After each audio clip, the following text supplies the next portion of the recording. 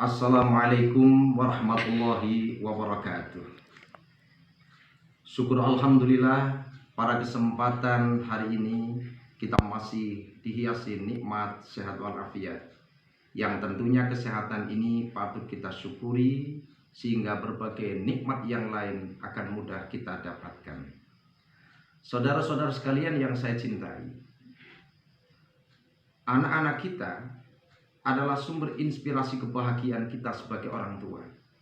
Karena bagaimanapun juga anak-anak adalah buah hati dan belahan jantung kita sebagai orang tua. Kebahagiaan yang kita harapkan tentunya bukan hanya sebatas kebahagiaan di dunia, tetapi bagaimana kita bisa merenggut kebahagiaan kelak di akhirat pula.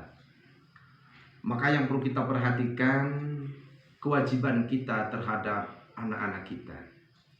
Di antara kewajiban kita terhadap anak-anak kita adalah mengakikoi mereka. Berkait dengan hal ini, Rasulullah SAW bersabda, "Kullu mauludin murtahinun bi akikoti, tudbahu anhu yaumas sabihi wa yuhlaku wa yusamma." Setiap bayi yang dilahirkan itu tergadi dengan akikohnya, disembelihkan pada hari 7 kelahirannya, dipotong rambutnya, dan diberi nama.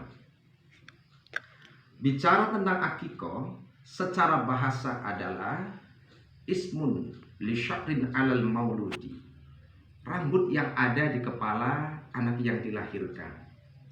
Tetapi secara istilah, bahwa akikoh itu adalah penyembelihan binatang ternak yang dilakukan pada hari 7 kelahirannya.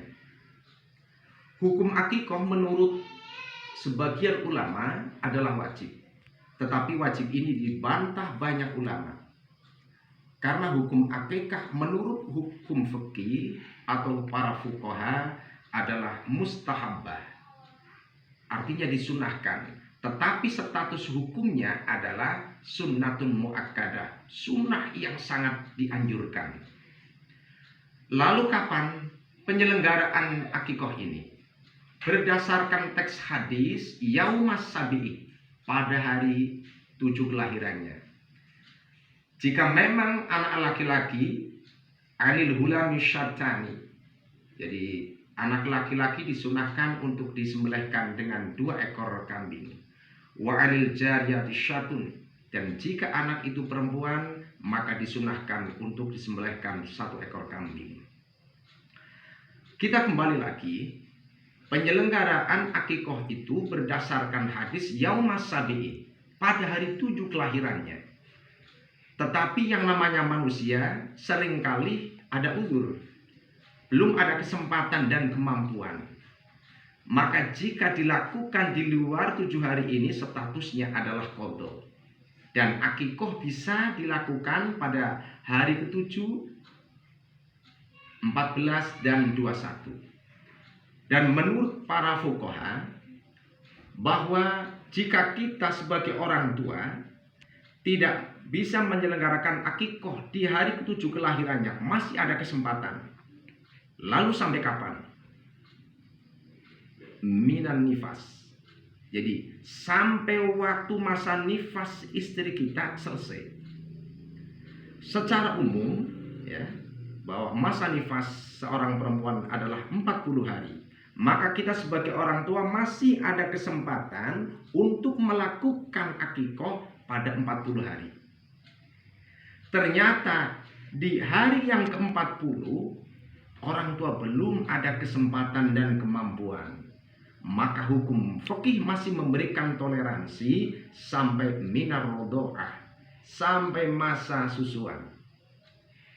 Lalu sampai kapan masa susuan itu? Berdasarkan ayat haulaini kamilataini, 2 tahun sempurna. Artinya kita sebagai orang tua masih ada kesempatan untuk melakukan akikoh pada waktu 2 tahun. Ternyata di waktu 2 tahun ini orang tua belum ada kemampuan. Toleransi sampai di mana lagi? Yaitu sampai qoblal buluh, sampai anak itu belum masuk balik. Walaupun memang menurut fikih pula sampai anak itu usia 7 tahun. Ternyata di usia 7 tahun kebutuhan mendesak begitu banyak, belum ada kemampuan. Apakah masih ada waktu kita sebagai orang tua untuk mengakikoi anak-anak kita? Tentunya masih sampai qoblal bulu, sampai mereka masuki pada usia balik. Kalau memang anak-anak kita sampai balik ternyata belum ada kemampuan dan kesempatan untuk mengakikoi, maka sudah diskualifikasi, kita sebagai orang tua dinyatakan tidak mampu. Maka anak tersebut diberi kesempatan, jika di kemudian hari ia ternyata menjadi orang yang diberi keluasan rezekinya oleh Allah, maka diperbolehkan untuk mengakikoi sendiri. Dan saudara-saudara yang saya hormati, fadilah akikoh sungguhlah sangat luar biasa.